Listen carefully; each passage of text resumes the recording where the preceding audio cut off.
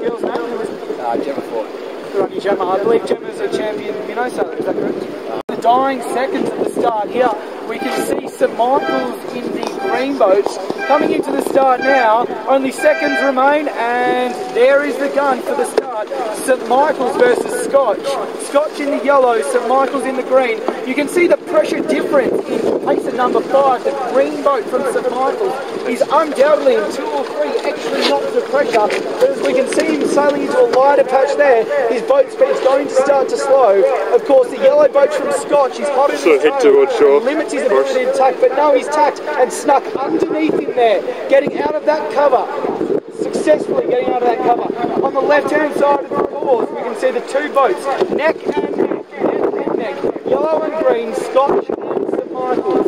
The St Michael's green boat is over the top, pacing number 3. The St Michael's green boat is holding number 4 out, and yes, he's flopped off. Of course, it looked as though he was in a leave-out position there. He was receiving some turbulence off the fluid boat's wind, and he had to get out of there. He could not stand there, and he's gone back, potentially to have another crack at him on starboard, further closer to the mark. All boats still very close in contention, and we can see how these boats pair up here as they work their way up this windward leg. You're going to see at this top level of the championship, these boats are doing some incredible things. These skippers know that unlike other times in sailing, where we look for lifts, in fact, when you're in a losing position, these boats may be wanting to sail the knocks. As weird as that may sound, they're extending their distance of sailing to the top mark. We can see the first green boat from St Michael's literally stalling himself on that top mark, creating a great mark trap for the Scotch boat. Pace number 6 closest to us in the medium boat. Your eyes and ears on the water. Of course, he can't stay there for too long because he has to get around the mark, so the boat speed has increased. And he's off again, but what he has done is shortened the race. He's brought his teammates closer to the front and shortened the gauge, if you will, between each of the boats. Here we go. Looks like St Michael's boat in number 4 just coming down the mark. St Michael's boat in number 5. St Michael's is currently sitting in a 1-4-5 position. 1-4-5. Thus, Scotch is going to have to do some really good work at this mark number 2 and 3 to get back into the leading position. Still it appears in a 1-4-5 at the moment. No, Scotch has got to on the inside of that mark, which is going to put them in a very contending position for that boat that was originally in first. Pacer number 5 from St Michael's comes across on starboard, taking out Scotch boat number 6, or in first place. He could have taken it further, but he chose to jibe off there, potentially because he was coming from behind, and as a result, could not sail past his proper course if he was coming from behind. There's lots of yelling on the water out here, folks. It's not just coming from your media boat. The boats are screaming to each other, not only for umpires' attention, but also warning umpires of upcoming situations.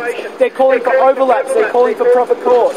You can see the boats closest to the shore, St Michael's in the green behind, and Scotch just driving off because the St Michael's boat in green came across on starboard.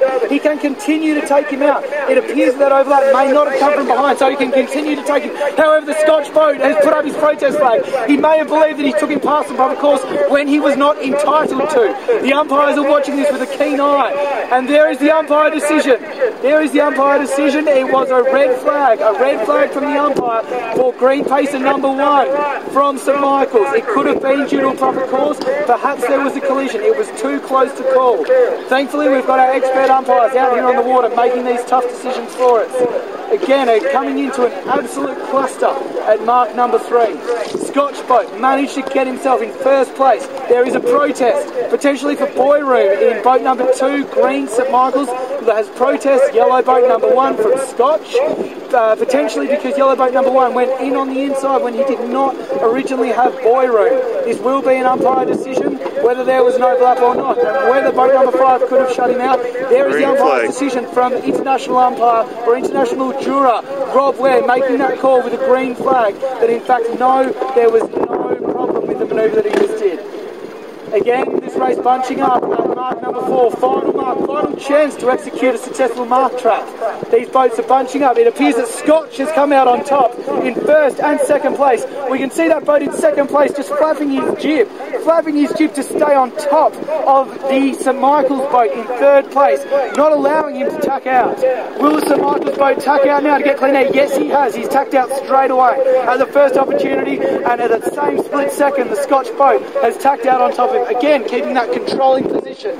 We've got some great sailing happening on the water over here. Scotch and St Michael's. There is another protest from Scotch boat, currently in 5th position. Protest flag has gone up. Umpire flag has gone up. The umpire was not close to that situation. You may not have seen it, but time will tell. Again, these boats tacking tools in and out and in and out. Coming back to the start line right now of the red and blue. This race finishes up. We can see them dying second. Joey's over here, St Joey's girls coming into the start line nice and early. Both surprisingly racking up for a start line, almost like a fleet race. But we know that it's what St Joey's do best. Some incredible tails happening over on the green and yellow. It looks as though Scotch boat number 6 did some form of circle there. We did not see what it was for. So much action happening on the water at the moment. At the moment, Scotch still on that starboard on that boat. Will he get starboard? No, he went up. He tacked off. Incredible. Anybody's race. It looks like Green Boat St Michael's has crossed the line in first place. Of course, that's unofficial. Second place to Scotch, potentially. That is unbelievable sailing. The crowd goes wild. Third place, it looks as though it could have been St Michael's. Potentially St Michael's, a 1 and a 3. Or was it a 1 and a 4? If it were a 1 and a 4, they would not have won that race, given that they got 6th position. But it could have been 1 and 3.